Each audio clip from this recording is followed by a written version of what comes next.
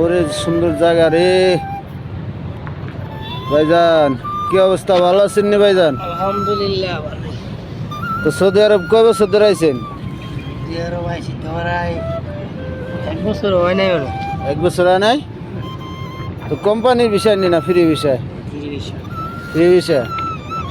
তো আকামা বানাইছেন না নতুন? না আকামা ডেট যায় নাই। অন্তর আকামা ডেট জানাই? প্রতিদিন কাম হয়নি? ও কাম প্রতিদিন হয় না কাম। প্রতিদিন হয় না? এই বিষয়ে কাম হয় প্রতিদিন। প্রতিদিন হয় না, মাছের কাম করলে টিয়া দেয় না। হ্যাঁ, টাকা পয়সা ঠিক মতন পাওয়া যায় না।